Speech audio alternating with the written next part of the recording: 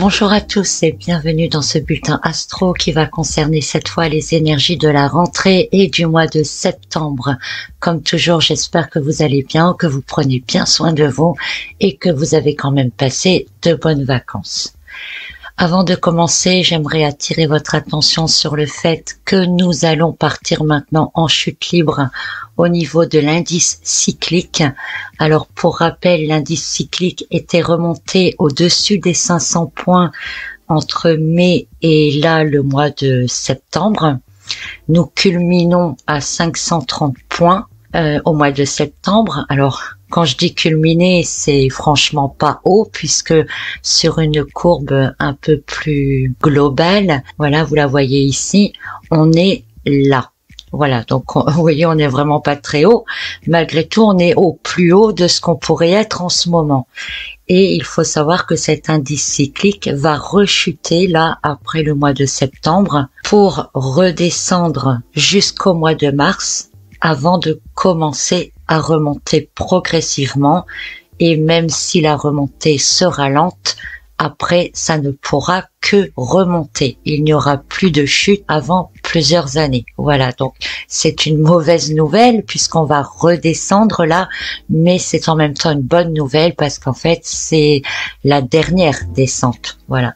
Alors après, ce que ça peut donner, évidemment, mais on peut remarquer en tout cas qu'à chaque fois qu'il y a eu descente, à chaque fois, eh bien, il y avait des choses de plus en plus difficiles quand même à vivre, puisque plus l'indice est bas et plus les pressions énergétiques, je dirais, que l'on reçoit sont pesantes et lourdes à porter et à vivre.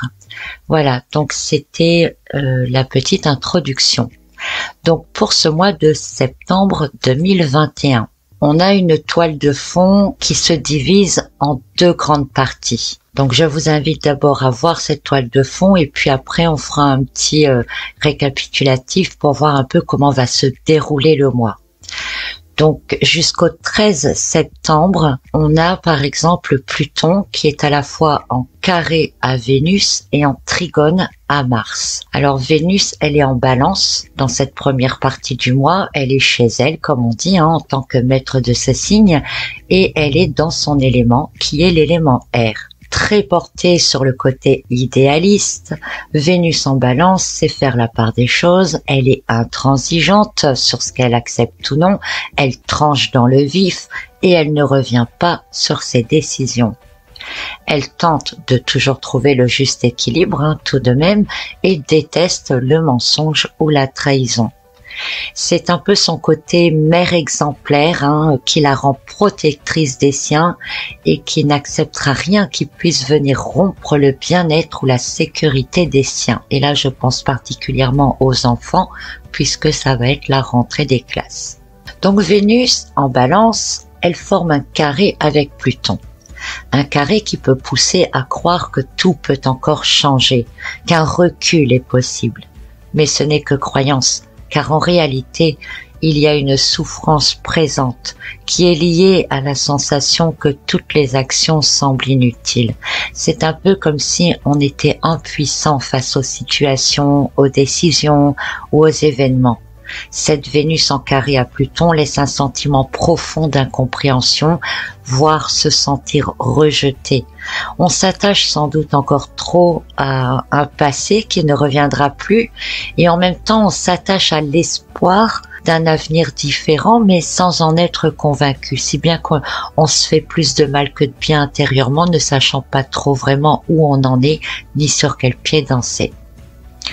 Il ne semble pas y avoir d'entente. Tout ressemble à des défis quotidiens et on transgresse les règles que l'on refuse. C'est un carré qui, au moment de la rentrée, peut être mal vécu par bon nombre de gens, laissant à la fois paraître le mal-être et en même temps l'envie de bondir à la moindre occasion. Le côté idéaliste de Vénus en balance saura décider rapidement ce qu'elle veut et la sensation de trahison peut être de plus en plus forte. Et donc, en même temps que ce carré de Vénus avec Pluton, eh bien il y a un trigone entre Mars et Pluton. Mars, lui, il est dans le signe de la Vierge jusqu'à la moitié du mois. C'est un Mars qui vient de vivre un trigone long avec Uranus. Il est donc bien remonté, il est rapide, il est axé sur les droits et sur les libertés. C'est un Mars ici qui est stratège, qui est efficace. C'est un Mars qui ne recule pas devant les défis et qui est aussi capable d'imposer sa volonté. C'est un trigone entre Mars et Pluton qui sait déployer une intelligence contrôlée, qui sait entraîner du côté de la balance, je dirais, qui est désirée. C'est un Mars qui sait séduire, mais sans être dénué d'arrière-pensée. En fait, rien n'est laissé au hasard. Même les sentiments et les émotions provoquées semblent choisis par avance. Un trigone Pluton-Mars qui lie harmonieusement l'action et la combativité pour se défendre. C'est également la dernière possibilité de transformation avant la prochaine conjonction de ces deux planètes. Alors, quels pourraient être les effets possibles de manière globale de ce Pluton qui est en carré à Vénus et en trigone à Mars en même temps? Eh bien, c'est l'instinct maternel qui est mis en avant. C'est une grosse préoccupation par rapport aux enfants pour la rentrée. Ça peut également être une stratégie qui est mise en place, qui ne laisse pas vraiment de choix et qui laisse à tous la sensation d'avoir été trahis. Toujours dans cette première quinzaine du mois de septembre, on a Mars qui vient donc de finir son trigone à Uranus, qui est en trigone à Pluton, comme on vient d'en parler, et qui en même temps est opposé à Neptune. Mars, qui est en Vierge, se bat pour ses idées, il est stratégique et efficace, comme je vous l'ai dit juste avant, et il a une attitude assez carrée, assez perspicace, il a une volonté et une détermination qui est forte. Et son opposition à Neptune le fait agir avant tout par idéalisme. En fait, ce sont les valeurs fondamentales qui sont mises en avant et les désirs sont souvent à 1000 lieues de la réalité. L'idéal recherché ou à rétablir semble s'éloigner et ne correspond pas à ce qui est vécu dans la réalité. C'est aussi une configuration qui invite à la méfiance, parce qu'on peut se faire manipuler facilement, comme si on nous agitait une carotte qui correspondrait exactement à ce que l'on recherche idéalement et que l'on se met alors à suivre en toute confiance. Mais Mars, comme je vous l'ai dit, est en même temps en trigone à Pluton. Donc les configurations entre ces deux astres, qui sont toujours déterminantes, peuvent balayer certaines choses, permettre de tourner des pages, d'instaurer de nouvelles choses, parfois de manière sournoise. Et le trigone, il invite au changement ou à la transformation. Donc ces deux positions de Mars avec Neptune et Pluton, eh bien on pourrait penser que l'illusion fait marcher l'ensemble, pensant défendre ses idéaux, mais permettant en même temps la mise en place de manière détournée ou cachée les événements qui viendront par la suite. Donc, vous voyez, pour cette première quinzaine de septembre, les énergies sont quand même déjà très ambiguës, avec cette illusion de faire tenir une carotte pour faire avancer, avec une Vénus qui a la sensation que on peut encore faire marche arrière, que des choses peuvent encore changer, et ce trigone avec Pluton qui agit de manière structurée, qui agit pour le changement, qui agit de manière stratégique, en arrière-plan parfois. Donc ça, c'est pour la première quinzaine du mois. Ensuite, entre les 11 et 23 septembre, Vénus, elle va former un carré avec Saturne au moment où elle va entrer dans le signe du Scorpion. Alors Vénus en Scorpion, parfois elle agit ou elle réagit de manière étrange. Elle peut être obsessionnelle, elle peut vouloir se battre jusqu'au bout pour se défendre, en suivant un instinct qui est généralement très développé. Elle rend aussi plus rancunier, elle lâche rien, elle n'accepte pas qu'on lui dicte sa conduite. L'émotionnel est souvent à fleur de peau, ultra sensible, souvent intense. Et son carré à Saturne va nous conduire tout droit dans une grande frustration. Vénus peut faire ressentir l'incapacité, la sensation d'avoir été berné, d'être dans les regrets ou encore de se sentir victime. Le côté rancunier de Vénus en Scorpion va s'intensifier. De nouvelles règles peuvent être imposées et cela pourrait être une goutte qui fera déborder le vase de cette Vénus prête à suivre son instinct au quart de tour. En parallèle de son carré avec Vénus, Saturne sera en trigone avec Mars à partir du 14 septembre jusqu'au 8 octobre d'ailleurs. Mars qui est tout juste entré dans la Balance, un Mars sur la défensive, un Mars qui lutte pour l'égalité, la justice, mais aussi la mutualité entre les êtres. C'est un Mars qui ne veut pas de division, mais une unification. C'est un Mars qui cherche à se libérer de ses chaînes par des réactions défensives ou en se lançant corps et âme dans les luttes. C'est un Mars qui, toutefois, n'aime pas la violence, je rappelle, c'est un trigone entre Mars et Saturne qui peut allier l'action et la raison, rendre tenace et exigeant, être même très exigeant. C'est un trigone qui, dans un sens, va pouvoir instaurer ou imposer de nouvelles règles pour tous, dans le but de vouloir redonner, je dirais, une forme de cohésion globale. Donc, cette double position de Saturne en carré à Vénus et en trigone avec Mars, ça peut donner quoi dans cette deuxième partie du mois? Eh bien, peut-être de nouvelles règles qui s'imposent, de nouvelles obligations, des événements qui peuvent stimuler les instincts les plus ancrés. Dans cette deuxième partie du mois, on a aussi un autre événement important qui vient se mettre dans la toile de fond. C'est un très long transit de Mercure en Balance. Pourquoi? Parce que Mercure va entrer en rétrogradation à la fin du mois, donc il va rester dans le signe de la Balance un petit moment et il va rester dans des positions plutôt fixes avec Pluton et Jupiter. Une double position qui va commencer donc vers le 13 septembre pour ne finir que vers le 10 octobre.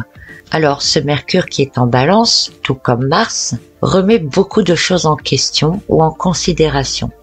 C'est un esprit qui ne prend pas pour acquis tout ce qu'on lui dit, qui a besoin d'entendre d'autres idées, d'avoir d'autres avis, de tenter de comprendre d'autres points de vue. La communication est assez claire, intelligente, il sait employer les bons mots, je dirais, et tente toujours de se montrer normalement impartial. C'est un Mercure qui donne un esprit qui a besoin de savoir la vérité, qui n'aime pas les mensonges ou les faux semblants, et encore moins les contradictions. Il permet de savoir faire une synthèse des différents éléments que l'on a à la connaissance pour en extraire une sorte de conclusion. Aussi, les arguments sont souvent imparables puisqu'en fait, il a déjà tout envisagé et il est donc fortement capable d'influencer comme il le veut. Alors, jusqu'au 27 septembre, Mercure est en marche directe et il va donc former un carré avec Pluton et un trigone avec Jupiter. Le carré avec Pluton, il est défini comme explosif. C'est vraiment la provocation permanente. La parole est franche, directe, impulsive, c'est des ordres qui peuvent être donnés, c'est des critiques exacerbées, les tons peuvent monter, les discussions deviennent de plus en plus difficiles, c'est l'escalade, c'est à celui qui va provoquer le plus. Mercure, il est plus dans un équilibre ici, même s'il est en Balance. Il est plutôt sur un plateau de la Balance ou sur l'autre plateau. Il critique, il juge facilement, il crée les tensions, les déséquilibres. C'est un carré très fort pour persuader, pour convaincre et même pour arriver à faire croire à des choses qui n'existent pas, parce qu'il est tellement convaincant qu'il peut arriver à faire croire tout ce qu'il veut. Donc la manipulation, elle est très forte, notamment au travers des communications. Donc attention à tout ce que vous entendez ou à tout ce que vous pouvez lire, parce qu'il peut y avoir beaucoup de manipulation ou même d'invention dans ce que vous pouvez voir ou entendre. Pour certains, ce carré entre Mercure et Pluton, ça peut vous plonger dans la sensation d'être persécuté, d'être martelé. C'est comme si on vous assommait à chaque fois jusqu'à ce que vous cédiez. Alors n'oublions pas qu'en même temps, Mars et Saturne peuvent imposer de nouvelles choses, Mars est sur la défensive, donc et Vénus, elle se sent trahie avec Saturne, la victime, frustrée. Donc, vous voyez un peu ce que ça peut donner. Et puis Mercure n'est pas seulement en carré à Pluton, il est aussi en trigone à Jupiter. Alors Jupiter et Mercure, toutes les deux dans un signe d'air. Mercure qui est de l'élément air aussi, qui est dans les manipulations et la provocation. Et puis Jupiter qui est capable là d'amplifier tout ce qui est volonté, détermination. C'est donc un trigone qui peut se révéler extrêmement convaincant, employer les moyens les plus grands pour arriver à ses fins. Notons aussi que ce trigone éveille au réveil des consciences. Ça a ses bons côtés. Donc ça peut être des gens qui vont ouvrir les yeux sur des choses qui peuvent paraître grosses, mais bon, des fois aussi, plus c'est gros, plus ça passe. Faut pas l'oublier. Et là, plus ça va être gros, plus ça risque de passer, je dirais même avec la force de convaincre de ce Mercure qui est en carré à Pluton. Le trigone Mercure-Jupiter, on pourrait avancer, entre guillemets, parce que c'est toujours ce qu'on donne pour interpréter. Ça colle un peu avec ce qu'on vit en ce moment, mais bon, ça reste de la supposition. Mais le trigone ici de Mercure et Jupiter dans des signes d'air, on pourrait penser que les aspects juridiques pourraient être mis en avant et seront à débattre en fait sur leur légitimité. On peut ajouter qu'il peut s'agir de l'aspect juridique qui sera lié aux libertés, mais toutes les libertés. Liberté de choix, liberté d'agir, mais surtout liberté de penser et liberté d'expression. Donc cette double configuration de Mercure avec Pluton et Jupiter, elle va se poursuivre jusqu'au 11 octobre. Mais à partir du 27 septembre, et jusqu'au 11 octobre, Mercure sera à ce moment-là en rétrogradation. Donc ça nous concernera davantage pour les énergies du mois prochain, mais on pourrait quand même ressentir déjà les effets de cette rétrogradation fin septembre. Ça pourra augmenter les tensions intérieures, être encore plus critique, être encore plus exigeant, la sensation de ne pas être satisfait, même de n'être jamais satisfait. Les provocations vont frustrer davantage et les discussions risquent d'être encore plus difficiles jusqu'à tourner au vinaigre dans la fin du mois et donc début octobre. Donc cette double position dans la toile de fond de Mercure, c'est des manipulations, de la provocation, ça peut éveiller la colère, fausser les jugements, vouloir imposer des vérités, convaincre et entraîner des censures importantes. On a un autre événement important encore, enfin je le trouve moi personnellement dans la toile de fond, c'est ce que j'appelle un point de non-retour, c'est un point de bascule qui risque de se produire au mois de septembre. C'est un trigone qui va se produire entre Saturne et Lilith. Alors en fait, ce trigone, il va durer de début septembre jusqu'à début octobre si on considère que le trigone reste valable sur un écart de 2 degrés maximum. Et ce trigone, il sera exact le 20 septembre. En plus, ce sera au moment de la pleine lune. Alors, évidemment, même si je donne la date du 20 septembre, ce trigone peut quand même se manifester avant ou après. Alors, le trigone Saturne et Lilith, c'est un trigone qui peut inciter la nécessité de dire non.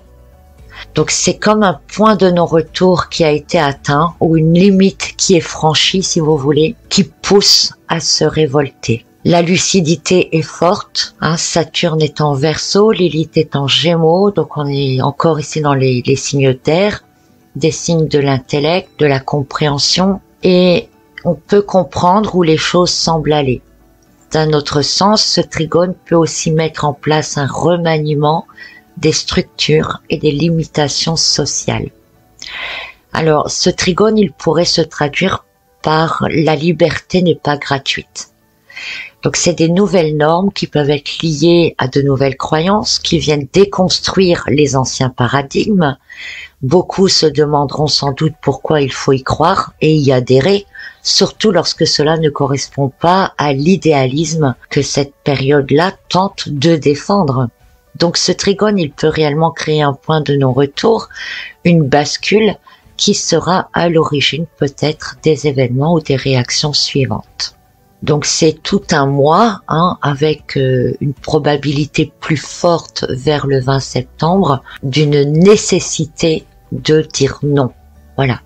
Donc dire non d'un côté et puis d'un autre côté obliger un remaniement des structures et mettre en place des limitations sociales. Donc on peut penser avec cette toile de fond du mois de septembre que de nouvelles directives pourraient être données ou que celles qui étaient annoncées prennent réellement forme et s'appliquent au quotidien. Et cela ne manquera pas de faire monter les tensions tout au long du mois. Au départ, on semble un peu dans l'attente de voir, un peu comme si on n'y croyait pas vraiment, comme si un retour en arrière pourrait revenir, un retour en arrière qui pourrait même se faire quelque part et apporter la sensation d'avoir remporté une victoire. Rappelez-vous, c'est la carotte qu'on tend devant et contrairement aux apparences, eh bien ce ne sera sans doute pas le cas. L'illusion est forte, la manipulation aussi, sur un fond de on vous fait de belles promesses, croyez-nous, ça va s'arranger. Et même si on aimerait y croire, eh bien, il semble que d'autres choses se mettent en place de manière détournée. Avec le trigone Saturne-Lilith, on peut s'attendre soit à un événement assez marquant concernant la structuration sociale ou des nouvelles règles, et qui pourrait être assez marquant pour soulever la colère et la rancune. Alors voyons rapidement maintenant comment peut se dérouler de manière un peu plus précise ce mois de septembre. Les 10 premiers jours du mois, Mars est donc en trigone à Pluton et en opposition à Neptune.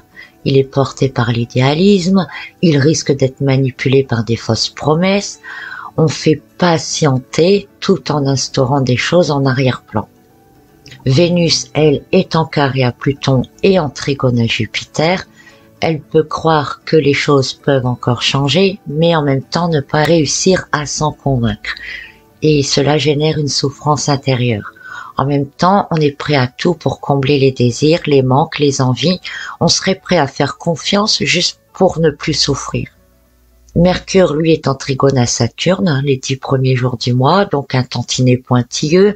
Il donne envie de tout analyser, tout préparer, il veut tout comprendre. Donc ça, c'est aussi très bien pour le moment de la rentrée où on doit prévoir un peu tout ce qu'il y a à mettre en place au moment de cette rentrée. On est capable aussi d'apporter des preuves indiscutables et imposer de nouvelles conditions. Notons que du 3 au 8 septembre, il y a quand même encore un événement qui est important, c'est une conjonction exacte entre Lilith et le nœud nord. Donc on semble ici chercher à rassembler des morceaux de ce qui a été brisé. C'est une position qui peut engendrer 2 réactions. Il y a ceux qui veulent tout refuser et puis il y a ceux qui ne savent pas dire non. Donc certains peuvent se laisser aller, lassés de lutter ou se sentant seuls ou isolés. Pourtant, cette conjonction, elle devrait pousser à s'unir ou se réunir, communiquer ensemble dans la compréhension des choix de chacun, bien sûr, et toujours sans jugement. Notez que cette conjonction, elle pourrait durcir les obligations en cours ou être à l'origine de nouvelles obligations. En effet, le nœud nord en Gémeaux, il pousse à vouloir se soustraire aux lois et aux règles en cours. Il risque en conséquence de durcir les choses en retour et rendre plus prisonnier des règles qu'il subissait avant. Donc le but du nœud nord en Gémeaux, c'est d'apprendre à discuter, à échanger, à coopérer. Et la conjonction nœud nord Lilith, elle peut pousser vers cette coopération.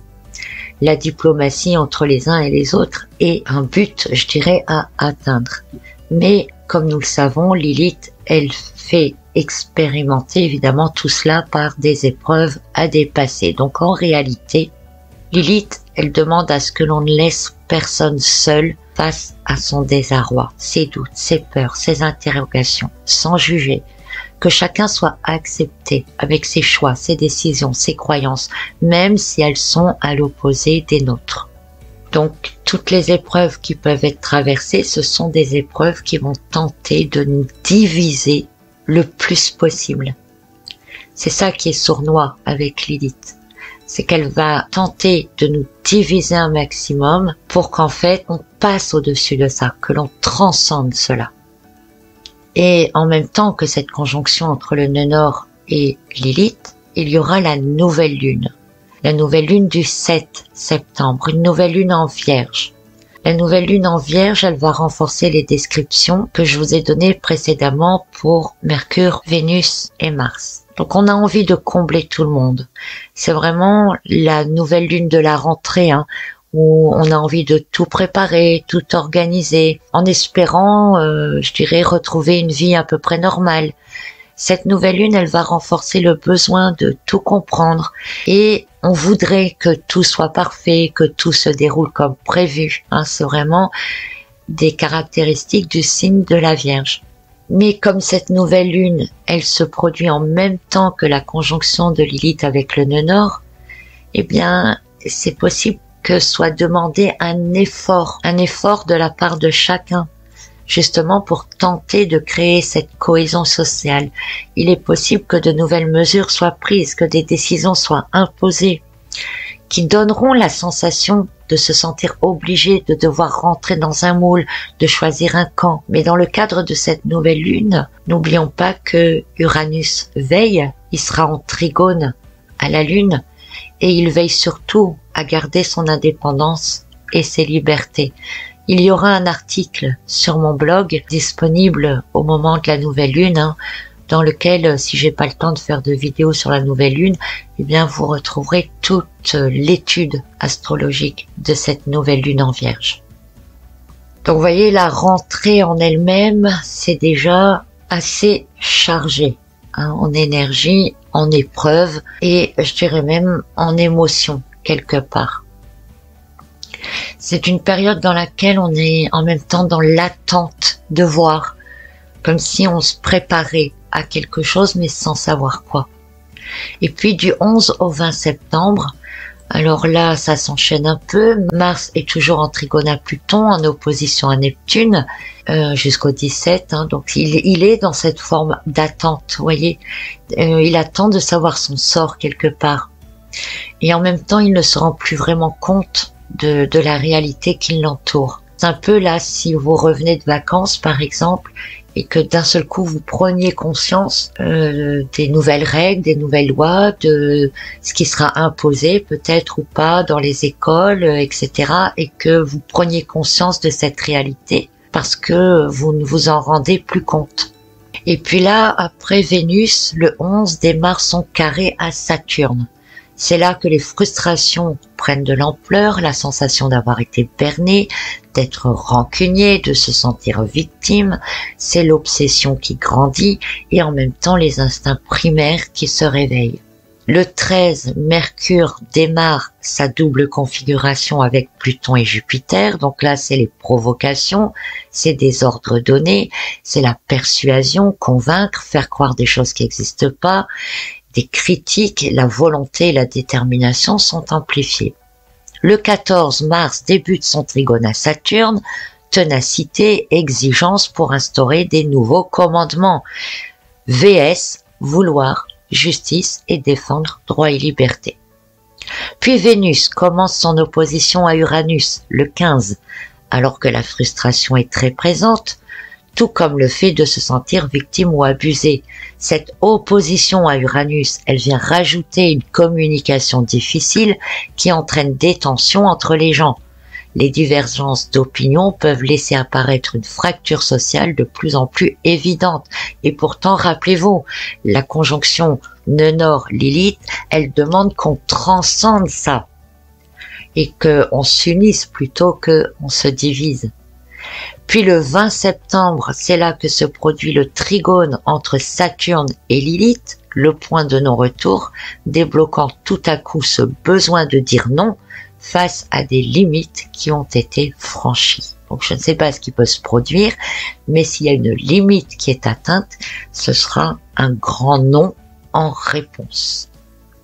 Du 21 au 30 septembre, une période qui démarre avec la pleine lune en Poisson, le 21 à 1h54 heure de Paris. La pleine lune en Poisson, elle rend extrêmement sensible à l'ambiance collective. On peut s'émouvoir facilement, se laisser impressionner et parfois même partir en vrille, avoir envie de fuir. On peut ressentir toutes les émotions des autres qui viennent s'ajouter en plus des nôtres. Donc c'est une pleine lune qui contient les notions de sacrifice, de persécution, de non-acceptation de la réalité, et c'est une pleine lune qui désire avant tout un avenir meilleur. Donc avec cette pleine lune, on peut parler de la goutte qui fait déborder le vase, surtout que c'est accompagné du trigone Saturne-Lilith qui pousse à dire non. Qui pousse à dire non, mais je vous rappelle en même temps aussi qui pourrait instaurer quelque chose de nouveau et de très limitant. Alors la pleine lune, elle se trouve en opposition à Mars, rendant l'humeur instable et la gestion émotionnelle plus difficile. Donc le stress peut se faire davantage ressentir. Pour la plupart d'entre nous, ce sera surtout la sensation de subir les événements. Toujours durant cette période du 21 au 30, Mars reste en trigone avec Saturne. La perte de contact avec la réalité se dissipe, donc on prend pleinement conscience des choses. L'idéalisme se dissout et laisse alors place aux réactions défensives, tentant de se libérer de ses chaînes tout en tentant une réunification. Mars donne ici une énergie qui rend prêt à se lancer corps et âme dans les luttes avec raison et un esprit de justice. En parallèle, avec ce trigone, les nouvelles règles qui s'imposent sont mises sous couvert de redonner une sorte de cohérence globale. C'est un peu comme si on voulait loger tout le monde à la même enseigne. Quant à Mercure, durant cette période-là, il reste dominateur et provoquant à souhait. Donc c'est Vénus qui va jouer un rôle dans cette fin du mois de septembre, parce que son carré avec Saturne se termine le 23, mais son opposition à Uranus reste actif jusque début octobre. Alors que les communications continuent d'entraîner des tensions diverses, Vénus va enchaîner un trigone à Neptune à partir du 23. Sur les communications tumultueuses, s'ajoute un idéalisme qui remonte en flèche. Donc certains seront dans une naïveté importante, totalement bercés par les illusions, alors que d'autres suivront leurs intuitions, refusant sans doute de croire en des promesses qui ne seront jamais tenues. Bref, quelle que soit la réaction, les émotions ont tendance à prendre le dessus, tout comme l'envie de protéger ce que l'on aime. Puis à partir du 25, s'ajoute, ce n'est pas à la suite, ça s'ajoute à chaque fois à la description précédente. Donc s'ajoute à partir du 25 le carré de Vénus avec Jupiter. Tout est ressenti à 1000%, c'est les émotions qui débordent, c'est des comportements réactionnels qui s'emportent. On veut dépasser tout ce qui est interdit ou illégal. Les échanges sont émotionnellement ingérables et les confrontations parfois de plus en plus violentes. Puis s'ajoute encore, et là à partir du 27, un sextile entre Vénus et Pluton qui font que la sympathie ou l'antipathie s'exprime de manière cash, authentique, directe. Donc l'intuition est doublement développée et on se sent guidé par instinct. Donc un instinct très développé sur des comportements réactionnels qui s'emportent facilement, des émotions à 1000%, et le fait de ne plus croire vraiment en rien, avec toujours cette sensation de frustration que Vénus a pu ressentir juste la semaine d'avant. Donc si tout cela s'avère juste, on peut imaginer que la rentrée se fera dans une sorte d'attente, tout ce qui était prévu se met en place, les gens s'organisent quand même pour la rentrée, la tension se fait ressentir, on espère que les choses vont s'en tenir là. Cependant, d'autres conditions, réglementations ou obligations peuvent voir le jour, je dis bien peuvent voir le jour, demandant à ce moment-là un effort de chacun, le fait de devoir s'adapter, sous prétexte de rétablir une cohésion collective. C'est quelque chose qui est ressenti comme une nécessité pour les uns et comme une trahison pour les autres. La société risque de continuer à se diviser alors qu'elle demande à se rassembler. Certains sont prêts à céder à tout juste pour avoir une vie normale et les autres veulent simplement une vie normale sans chantage. Avec la nouvelle lune en Vierge, on peut s'attendre à l'application des mesures dans tout ce qui était profession de soins, mais aussi à des conditions ou à une organisation scolaire qui pourrait évoluer au fur et à mesure.